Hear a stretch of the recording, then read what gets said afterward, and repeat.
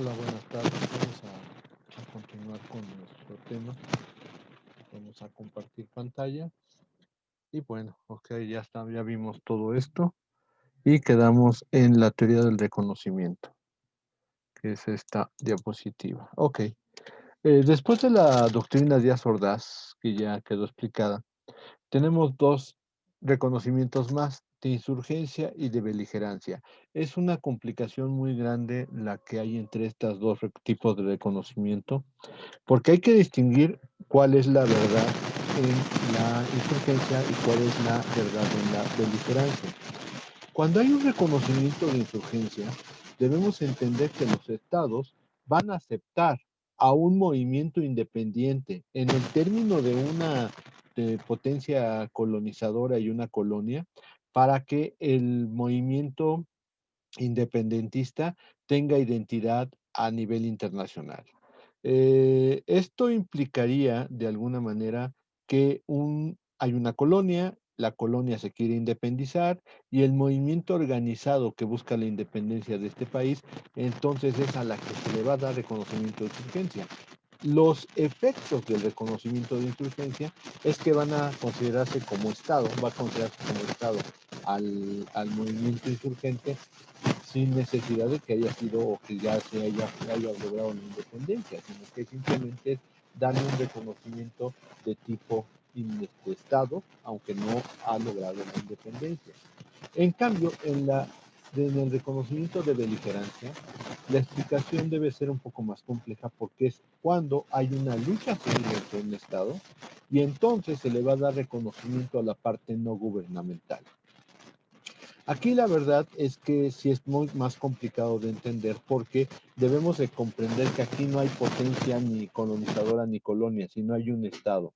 Y necesariamente para que haya reconocimiento de beligerancia debe haber un movimiento armado que esté peleando contra el status quo del gobierno que en ese momento esté dirigiendo al país. Obvio, esta lucha entre el gobierno y la parte armada que está tratando de obtener, ahí entenderíamos una revolución, implicaría que a la parte no gubernamental se le va a dar un reconocimiento.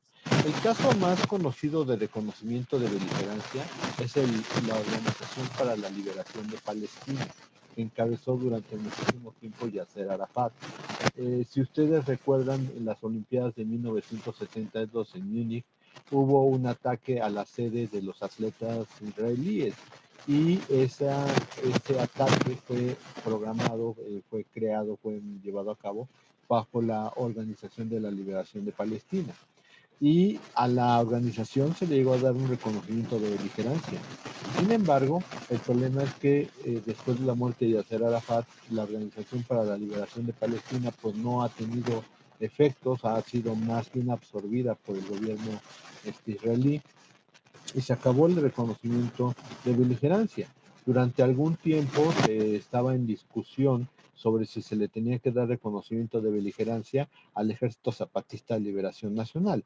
Pero aquí las diferencias grandes es que, por ejemplo, la Organización para la Liberación de Palestina fue un movimiento armado muy seguido por los países árabes. En cambio, y aparte trataban de recuperar los territorios que se habían perdido frente a Israel, aunque desgraciadamente solamente los limitaron al territorio de Palestina. En cambio, el Ejército Zapatista de Liberación Nacional pues, tiene unos municipios en Chiapas, no ha habido movimiento del Ejército Zapatista en años, y esto implicaría que para que te den un reconocimiento de beligerancia como tal, debes de estar tratando de controlar la totalidad del país. En cambio, si tú dejas las cosas y te tiras a la hamaca, pues obviamente no puedes estar considerando que se te va a considerar un beligerante porque no estás teniendo una actividad militar constante. Eso es el reconocimiento de insurgencia y de beligerancia. Ahora bien, tenemos las uniones de Estado.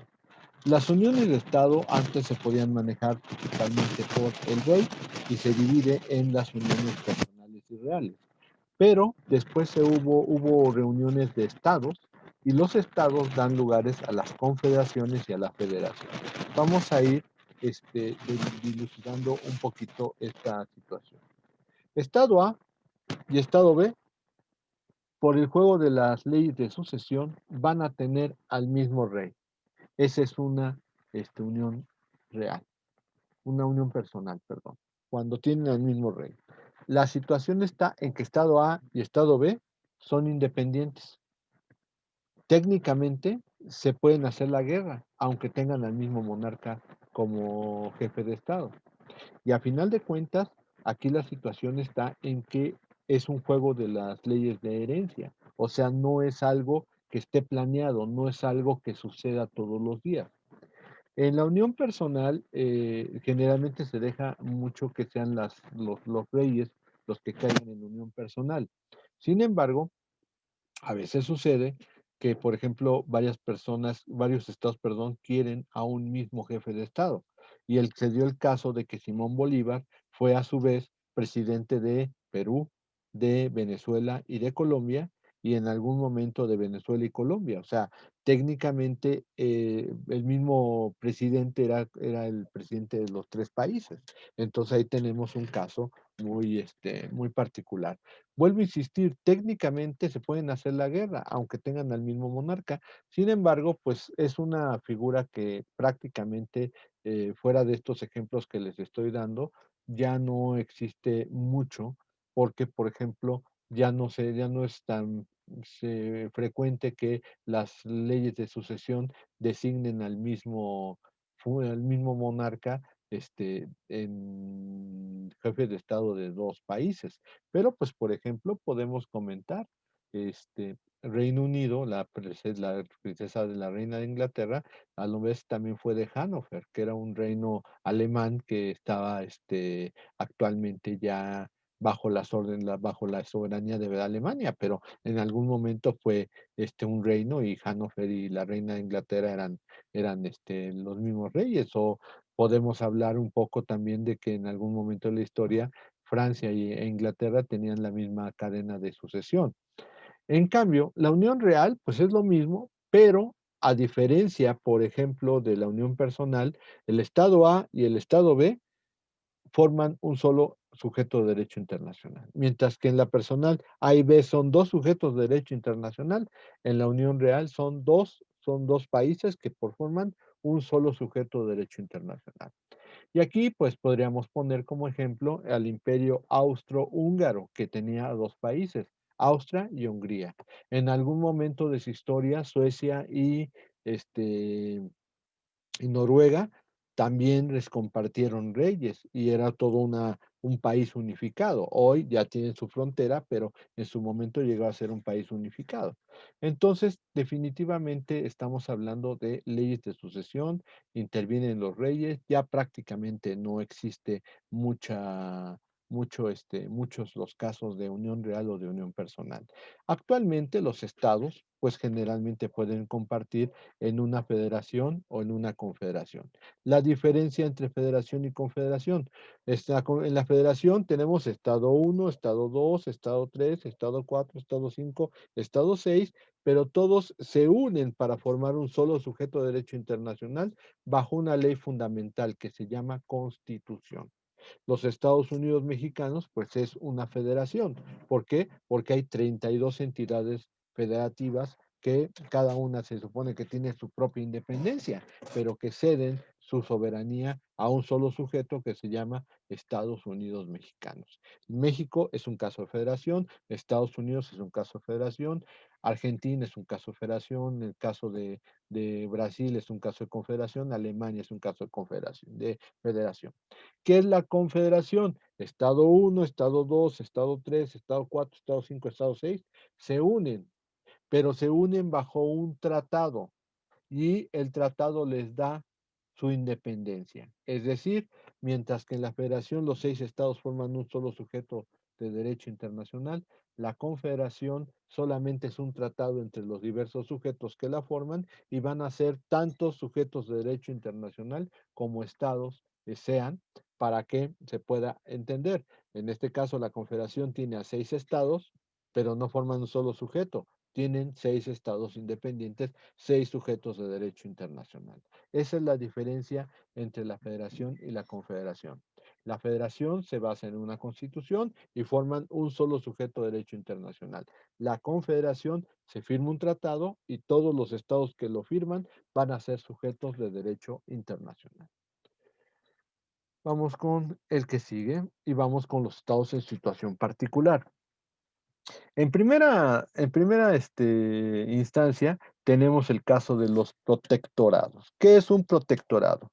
Es una institución en la cual un estado llamado Estado protector se encarga de, por medio de un tratado, de las situaciones particulares que le encarga el Estado protegido, generalmente son relaciones internacionales, y que se sujeta estrictamente al contenido del tratado de protectorado. ¿Quiénes son los que van a ser protectores y quiénes van a ser los que son protegidos?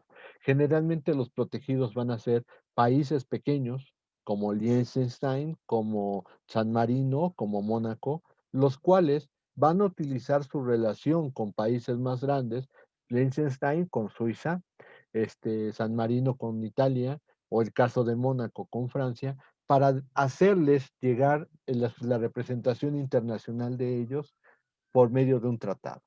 El tratado implica que si por alguna razón el protectorado se ve involucrado en una situación internacional, no responde el protectorado, responde el Estado protector.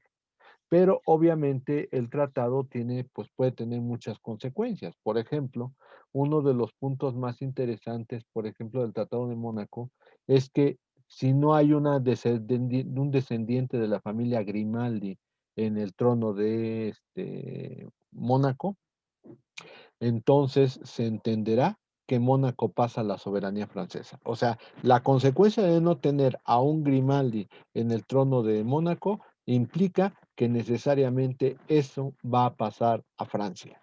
Y así podemos hablar de muchas otras situaciones de los países. Liechtenstein pues tiene un protectorado con Suiza, también el caso específico de San Marino.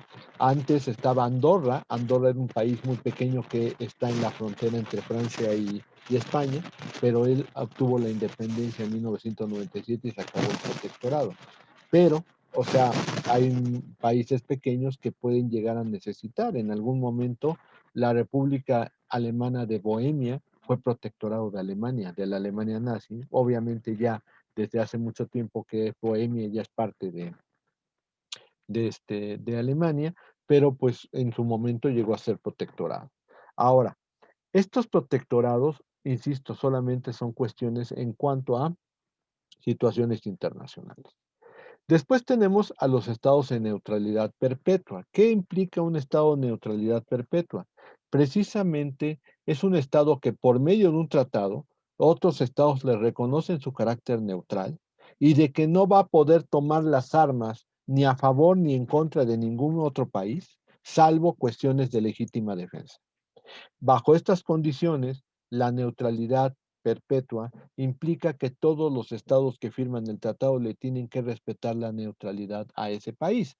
El más conocido, pues es, por ejemplo, Suiza, que firmó un tratado de neutralidad por medio del cual, pues las principales potencias de Europa, principalmente Reino Unido, Francia, Alemania y Rusia, le reconocen que es neutral perpetua y por lo tanto en la Segunda Guerra Mundial, cuando pasaban los aliados, a los aviones aliados disparaba contra los aliados, pero si pasaban los aviones nazis, también disparaba contra los nazis. Es decir, lo único que se le deja al país de neutralidad perpetua es que si por alguna razón es atacado, pues él puede acudir a su ejército y puede llevar a cabo el manejo de esa situación. No les estamos impidiendo que tengan ejército, al contrario, se tienen que defender tanto de países que que hayan firmado el tratado como países que no hayan firmado el tratado. Entonces, obviamente no toman armas, es una situación muy, muy, muy tranquila para estos países, no toman partido por nadie, aunque pues hay que reconocer que en algún momento Suiza pues sí fue pro-nazi, ¿no? Pero su neutralidad le implicaba que si pasaban aviones nazis, él disparaba para protegerse. Esa es la situación de la neutralidad perpetua. implica forzosamente hacer un tratado. Por lo tanto, esto de los 3 criterios de diferenciación, porque hay neutralidad, neutralismo y neutralidad tradicional. Primero, la neutralidad implica que ante una guerra, el país es neutral, el país no entra en las hostilidades. No es que sea neutral perpetuo. ¿Por qué? Porque no ha firmado un tratado y no le reconocen los estados que se supondría que firman el tratado que te pertenecen una neutralidad perpetua. Simplemente en una guerra yo no participo. Esa es neutralidad.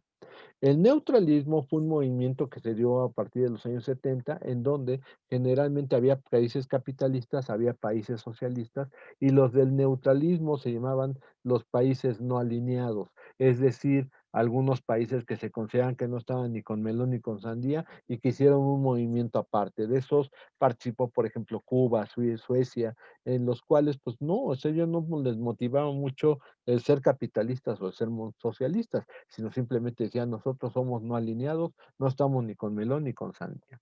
Y la neutralidad tradicional se refiere a un país que no busca hostilidades de ninguna manera, que trata de mantenerse siempre al margen de las discusiones, que trata de no caer en las provocaciones y que mantiene su neutralidad, no porque tenga un tratado, sino porque su conducta como Estado siempre es igual.